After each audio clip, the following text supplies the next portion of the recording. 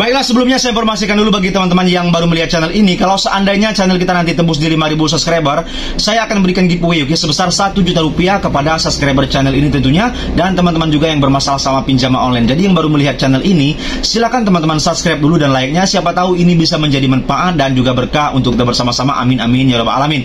Oke, baiklah, langsung kita kembali ke pembahasan. Ini ada pertanyaan dari saudari kita, semoga saja ini bisa membantu. Mungkin ini pengalamannya juga terjadi sama teman-teman juga. Oke, dia bertanya seperti ini. Oke, Bang, saya punya pinjol aku laku 1, habis itu Samir 1, habis itu bantu saku juga 1. Oke, tetapi yang sudah datang sama si pinjolnya ke rumah yaitu aku laku saja, yang 2 yang lainnya itu tidak datang, Bang. Bagaimana menurut Abang? Apakah mereka datang semuanya nanti, Bang? Nah, ini saya akan jelaskan. Oke, pertanyaan ini mungkin teman-teman juga pernah mengalaminya. Oke, yang menurunkan di lapangan seperti aku laku, seperti Kredipo juga. Oke, seperti mungkin Shopee Pinjam, oke, Kredit Pintar, itu biasanya menurunkan di lapangan wilayah-wilayah daerah tertentu seperti Jakarta, Jabodetabek sekitarnya. Oke, nah untuk seperti bantu saku yang dia sebutkan tadi, oke, itu tidak menurunkan DC. Walaupun utang Anda lebih besar, misalkan di pinjol-pinjol yang tidak menurunkan DC seperti di bantu saku, oke, seperti misalkan di Samir, oke.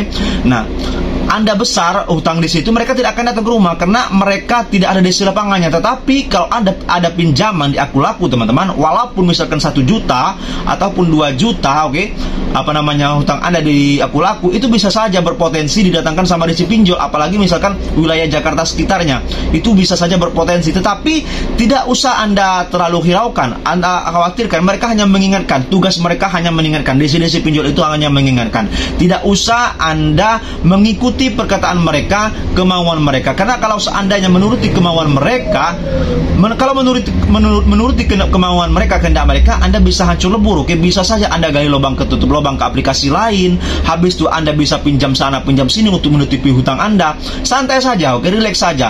Bahwa kalau seandainya Anda ada uang nantinya, ada rezeki nantinya ingin dilunaskan hutang Anda, silakan lunaskan saja. Tidak usah Anda begini begitu gara-gara pinjol ini pinjol itu, oke. Tidak usah seperti itu. Santai saja, relax saja, nanti semuanya akan terbiasa. Oke, kalau seandainya ada uang nanti ya kita cicilkan atau lunaskan pinjol-pinjolnya. Kalau seandainya belum ada, tidak usah Anda paksakan jual ini jual itu, pinjam sana pinjam sini, gali lubang sana gali lubang sini. Itu akan membuat beban hidup Anda semakin berat dan Anda bisa kecanduan. Oke, kecanduan minjam, mungkin yang awalnya mungkin suatu aplikasi saja Anda punya, tetapi karena Anda ada desakan dari pinjol-pinjol tadi sebelumnya, Anda bisa berani ke pinjol ke sini, tidak akan berhenti.